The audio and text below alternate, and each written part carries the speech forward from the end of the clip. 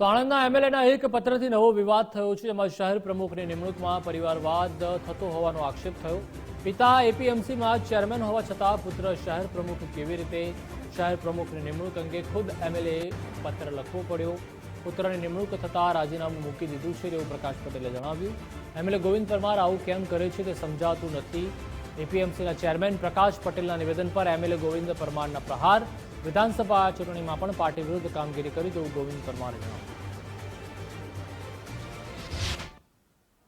ધારાસભ્યશ્રીએ રજૂઆત કરી છે કે કુટુંબમય હોદ્દો, એ એમની વાત સાચી છે, પણ ધારાસભ્યને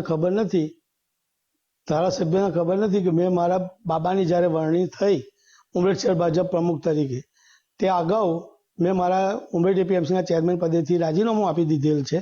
તે મારા વિભાગમાં મોકલી આપેલ છે અને પાર્ટીને બી આ જાણ કરેલ છે। ઉમરેઠ એપીએમસીમાં હું અગાઉ 2.5 વર્ષ ચેરમેન તરીકે હતો અને ફરી બી મારી બિનવરણી થયેલી એ 6 મહિના થયેલા। ધારાસભ્યને કંઈ કહેવા માંગશો? ના, ધારાસભ્ય મૂળ અમારા પાર્ટીના જ છે અને ધારાસભ્ય વિધાનસભાની ચૂંટણી આવી તો એમનું કામ અમે કરેલું છે। ધારાસભ્ય શું પ્રોબ્લેમ છે એ અમને ખબર નથી। ભારતીય જનતા પાર્ટી એ મને જવાબદારી સોંપી છે એ બદલ ભારતીય જનતા પાર્ટીનો ખૂબ ખૂબ અભિનંદન। સાંસદ શ્રી, અમારા જિલ્લાનું સંગઠન શ્રી, જિલ્લા પ્રમુખ શ્રી, સૌનું ખૂબ ખૂબ અભિનંદન મને જવાબદારી સોંપવા બદલ।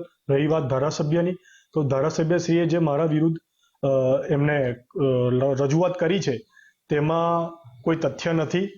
ભારતીય જનતા પાર્ટીના ધારાસભ્ય શ્રી ગોવિંદભાઈ પરમાર કેમ આવું કરે છે અમને કોઈ ખબર નથી અને ધારાસભ્યનું અગાઉ મેં કામ કરેલું છે ભારતીય જનતા પાર્ટીમાં અને પાર્ટી જે પ્રમાણે અમને સૂચના આપશે એ પ્રમાણે અમે આગળ વધીશું। અત્યારે અમને હોદ્દો લીધો છે, ખોટી રીતે લીધેલો છે, કારણ કે જ્યારે અત્યારે એમ કે અમે રાજીનામું આપી દીધું, પણ રાજીનામું ક્યારે આપવાનું હોય કે જ્યારે ફોર્મ ભરાતા હોય। ચૂંટણીમાં જ્યારે ફોર્મ ભરાય, ચૂંટણીનો નિયમ છે, પાર્ટીનો નિયમ છે, તો ફોર્મ ભરતા પહેલાં રાજીનામું આપવાનું હોય અને પછી ફોર્મ ભરવાનું હોય। પણ છતાં અમારે જે ચૂંટણી અધિકારી જે હોય કે સંગઠનવાળા હોય એ કેમ વિચાર્યું નહીં, કેમ ચલાવ્યું કંઈ ખબર નથી પડતી।